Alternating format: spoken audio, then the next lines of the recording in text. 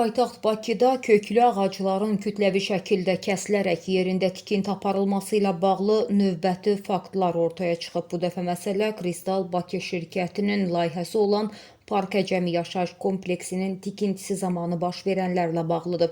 Bir xəbər media Xalq Online istinadən xəbər verir ki, Park Əcəmi Yaşayış kompleksinin tikintisi zamanı ərazidə 10 illiklərlə yaşı olan ağaclar məhv edilib, lakin rəsmi qurumlar və şirkət bu faktı ya təkzib, ya da ört basdır etməyə çalışır. Məlumatlara görə tikinti zamanı yaşı 30 ildən çox olduğu ehtimal edilən Eldar şamları və digər ağaclar kəsilib. Məlumatlardan da görünür ki, layihəni həyata keçirən Kristal Bakı şirkətindən bildirilib ki, ərazidə heç bir ağac kəsintisi aparılmayıb. Şirkət iddia edir ki, kompleks artıq çoxdan təhvil verilib və hazırda yalnız abadlıq işləri görülür.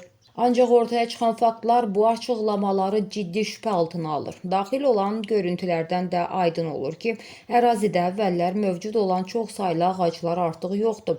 Daha diqqət çəkən məqam isə odur ki, rəsmi sənədlərlə 30 ağacın götürüldüyü qeyd edilsə də, faktiki olaraq 70-80-dən artıq ağacın kəsildiyi iddia olunur. Bu isə sənədlərin saxtalaşdırılması və ya real vəziyyətin gizlədilməsi ehtimalını gündəmə gətirir. Məsələ bununla da bitmir.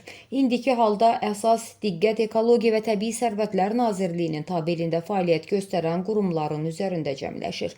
Xüsusilə əraziyə nəzarət etməli olan Ekologiya və Təbii Sərvətlər Nazirliyinin Dövlət Ekoloji Təhlükəsizliyi Xidmətinin 11 saylı Regional Ekologiya və Təbii Sərvətlər İdarəsinin rəisi Qafar Ağayevin baş verənləri necə görməməsidir. Necə olur ki, 11 saylı Regional Ekologiya və Təbii Sərvətlər İdarəsinin rəisi Qafar Ağayev bu ağacları görməyib, yaxud da buna göz yumur.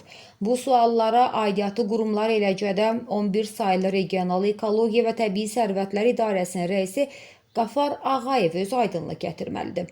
Fotolarda görünən aşırdılmış, kökündən çıxarılmış ağaclara görə kim hansı məsuliyyəti daşımalıdır? Ümumiyyətlə, Ekologiya və Təbii Sərvətlər Nazirliyinin Dövlət Ekoloji Təhlükəsizliyi Xidməti işini necə qurub? Xidmətin verdiyi açıqlamalar, apardığı araşdırmalar niyə qaranlıq məqamlarla doludur? Bəlkə bir neçə müddət rəhbərsiz qalan Ekologiya və Təbii Sərvətlər Nazirliyində Qafar Ağayev kimi məmurlar Kristal tikinti şirkəti ilə hansısa razılığa gələ biliblər. Mütəxəssislər hesab edir ki, bu sahədə əsas problem nəzarətsizlik və şəffaflığın olmamasıdır. Özünü və qurumu müdafiə xarakterli açıqlamalarla reallığın gizlədilməsi artıq sistemli hal alıb.